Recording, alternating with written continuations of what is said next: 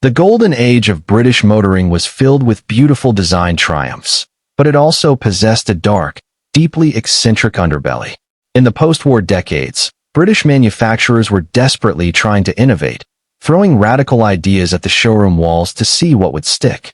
Sometimes, this resulted in genius.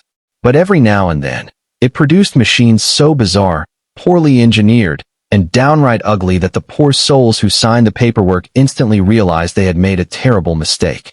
These weren't just bad cars. They were rolling financial and social disasters that turned driveways into zones of deep, immediate regret.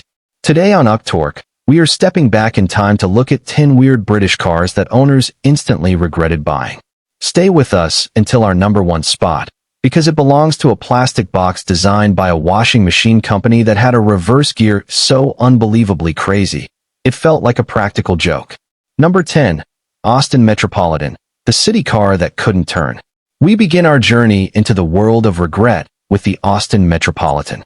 Conceived in the early 1950s, this was a highly unusual cross-Atlantic collaboration. Designed by Nash in America but built by Austin in Birmingham, it was styled to look like a shrunken-down American cruiser, complete with two-tone paint, Continental spare wheels, and heavy chrome detailing. It was meant to be the ultimate, chic, upscale compact commuter for navigating busy post-war high streets. But the moment buyers drove it off the showroom forecourt and into a tight British town center, a wave of cold regret washed over them. To mimic heavy American styling, the Metropolitan featured fully enclosed front wheel arches. While this looked futuristic on a billboard, it meant the front wheels had almost zero room to pivot inside the bodywork. The turning circle was absolutely abysmal, worse than a massive commercial delivery lorry. Trying to parallel park or turn around a tie, City Corner turned into a stressful, multi-point maneuver that left owners sweating and backing up traffic. What was supposed to be a nimble city runabout became a driving nightmare that made owners deeply regret choosing style over basic maneuverability. Number 9. Lea-Francis Lynx, the motor show nightmare. In 1960, the historic brand Lea-Francis wanted to make a spectacular comeback at the Earl's Court Motor Show. They pulled back the silk sheet to reveal the Lynx, a high-end sports roadster that they hoped would compete with Jaguar and Aston Martin. It featured a powerful engine and a modern overdrive gearbox. However, the crowd at the motor show didn't cheer. They gasped in absolute horror. The styling of the Lynx was so profoundly weird and ugly that it became an instant laughingstock. It featured a bizarre, protruding front grille that looked like a distorted animal snout, strangely placed tubular chrome bumpers, and a bulbous body that looked like it had been put together in the dark. Only 3 wealthy individuals were brave or foolish enough to actually buy one, and they regretted it almost immediately. Driving a Lynx on a British road meant facing an endless barrage of stares, pointing fingers, and open laughter from passers-by. The social embarrassment was so intense, and the build quality so rushed that the owners quickly hid them away in dark garages, completely broke and deeply ashamed of their choice. Number 8. Marcos Mantis M70. The expensive alien wedge. The year 1970 was a time when automotive designers became obsessed with futuristic, angular wedge shapes. Marcos, famous for their sleek sports cars, decided to apply this trend to a luxury 4-seater executive express. The result was the Marcos Mantis M70. On paper, it was an exclusive, high-performance cruiser powered by a reliable Triumph 2.5-liter engine, targeted at wealthy executives who wanted to stand out from the crowd. But standing out isn't always a good thing. The Mantis M70 looked less like a luxury car and more like an alien spacecraft that had crashed into a fiberglass factory. It featured a bizarrely high waistline, an awkwardly elongated nose, and a chaotic collection of angles that gave it zero aesthetic harmony. Wealthy buyers who paid a premium for exclusivity instantly regretted their purchase the moment they pulled up to a high-end country club. The car was so visually offensive that it destroyed any executive prestige the owner hoped to project. Coupled with terrible rear visibility and a cabin that felt like a claustrophobic plastic tomb, owners quickly realized they had traded their hard-earned money for a weird, unsellable geometric disaster. Number 7. Bond Equipe, the leaky fiberglass greenhouse. Introduced in 1963 by Sharp's Commercials, the Bond Equipe was a sleek, fiberglass-bodied sports coupe designed to offer grand touring luxury on a budget. It utilized the robust chassis and mechanical underpinnings of the popular Triumph Herald, which meant it was reliable and easy to service. To many young motorists looking for a stylish upgrade, it seemed like the perfect British sports car package. But the regret of buying a Bond Equipe didn't happen on a sunny test drive. It happened during the first inevitable British rainstorm. The complex way the fiberglass body panels were joined to the steel Triumph components meant that water sealing was non-existent. Rainwater would pour through the door pillars, seep through the windscreen surrounds, and pool deeply into the footwells. Owners would wake up to find their carpets soaked, their windows permanently misted up, and their dashboard electronics shorting out. Driving the Equipe in the winter was like sitting inside a cold, leaky greenhouse, leaving owners bitterly regretting the day they chose a fiberglass shell over a properly sealed, conventional steel family saloon. Number 6. Clan Crusader, the monocoque oven. The Clan Crusader was an incredibly clever, lightweight sports kit car launched in 1971 by a group of ex-Lotus engineers. Built in Northumberland, it featured a revolutionary, full fiberglass monocoque shell that made it incredibly light and agile. Powered by a high-revving Hillman Imp engine mounted way out in the back, the Crusader handled like a go-kart, winning rallies and earning high praise from motoring journalists. But while it was a masterpiece on a racetrack, it was an absolute punishment tool on a warm summer day. Because the fiberglass body was a single, tightly sealed unit, and the hot Hillman Imp engine sat directly behind the cabin bulkhead, the interior acted like a literal greenhouse. There was almost zero ventilation, and on a long drive, the engine heat would radiate straight through the rear seats into the cabin. The cockpit would become suffocatingly hot, smelling strongly of hot polyester resin and engine fumes. Owners who bought the Crusader for a romantic weekend road trip ended up arriving at their destinations completely drenched in sweat, exhausted, and deeply regretting their lightweight enthusiast choice. Number 5. Panther Rio, the overpriced optical illusion. In the mid-1970s, Panther Westwines was famous for building eccentric, retro-styled luxury cars for the ultra-wealthy.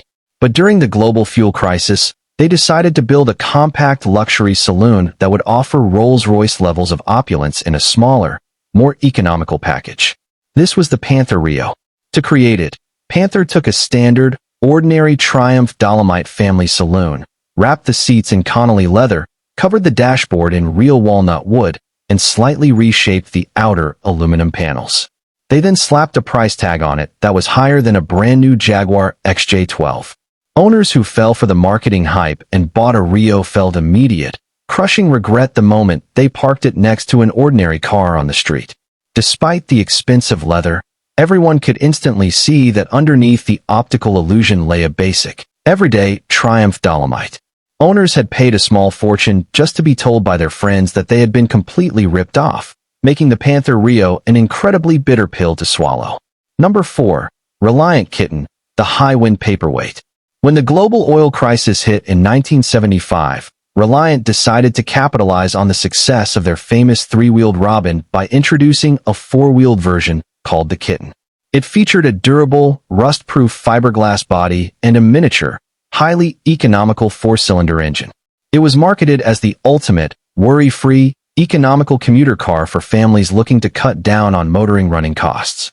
But while it saved money at the petrol pump, it cost owners their peace of mind on the open highway.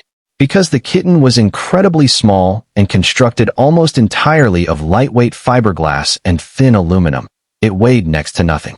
When driving on a coastal road or crossing a bridge on a windy British day, a strong gust of wind would physically push the entire car across the tarmac. Passing a large commercial lorry at 50 miles per hour was a white-knuckle experience, as the aerodynamic wake would violently shake the little Kitten, making the driver feel like they were about to be blown off the road completely. Owners instantly regretted buying this lightweight paperweight, realizing that saving a few pence on fuel wasn't worth fearing for their actual lives every time the wind picked up. Number 3. Invicta Black Prince, the complex hydrokinetic money pit. Shortly after the Second World War, the historic Invicta brand wanted to build the most technologically advanced luxury car the world had ever seen, targeting the ultra-wealthy elite who would normally buy a Rolls-Royce. The Black Prince was an absolute mountain of engineering complexity, featuring a sophisticated twin overhead cam engine, independent suspension all around, and a revolutionary hydrokinetic turbotransmitter instead of a traditional manual gearbox. It was a beautiful dream that turned into a financial nightmare. The hydrokinetic transmission was wildly ahead of its time, which meant it was completely unreliable, highly inefficient, and hopelessly complex. The cars would break down constantly, leaving their wealthy owners stranded on the roadside, while their highly specialized gearboxes leaked expensive fluids everywhere. The complexity was so immense that local mechanics couldn't even begin to fix them, forcing owners to send them back to the factory at exorbitant costs. It was such an engineered disaster that it drove the entire Invicta company into bankruptcy, leaving the few buyers with a useless, unfixable luxury money pit that they deeply regretted ever looking at. Number 2. AC Petite, the shaking, embarrassing blueprint box. Before AC built the legendary Cobra sports car, they catered to the lower end of the post-war transport market with the AC Petite, introduced in 1952. This was a tiny, weird, three-wheeled micro-enclosure designed to provide basic weather protection for working-class motorists moving away from traditional bicycles. It featured a fabric roof, a single front wheel, and a tiny two-stroke engine. But the Petite was an absolute assault on the human senses. When the single-cylinder engine fired up, the entire fiberglass and fabric body would vibrate and shake violently. At its maximum speed of 35 miles per hour, the noise inside the cabin was a deafening, metallic rattle that made conversation completely impossible. Worse still, it looked like a motorized blueprint box on wheels. Owners who bought it to protect their families from the British rain instantly regretted it due to the utter social embarrassment. Parking an AC Petite outside a friend's house or a local social club made the owner the instant butt of every joke in the neighborhood, driving many to quickly sell them off for a fraction of what they paid. Number 1. Lightburn Zeta, the Australian-British reverse chaos. We arrive at our number 1 spot, the absolute ultimate king of automotive regret, the Lightburn Zeta.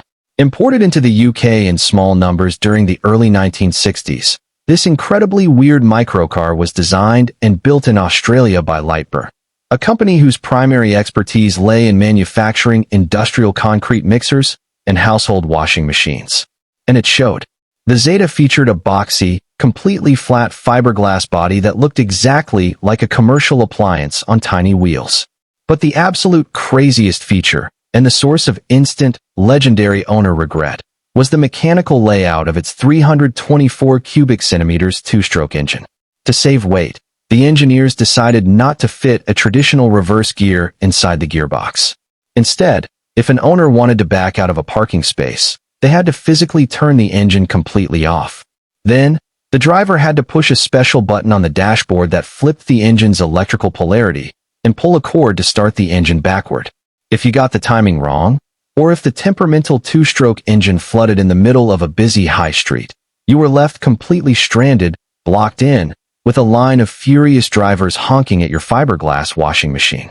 It was a mechanical circus act that turned every simple parking maneuver into a public crisis, making the Lightburn Zeta the most bizarrely regretted purchase in the entire history of post-war motoring.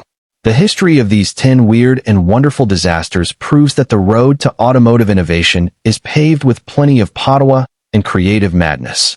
Subscribe to UKTORQUE for more unvarnished, nostalgic chapters from our rich automotive past, and let us know in the comments below, which of these weird, regrettable legends do you think was the absolute worst?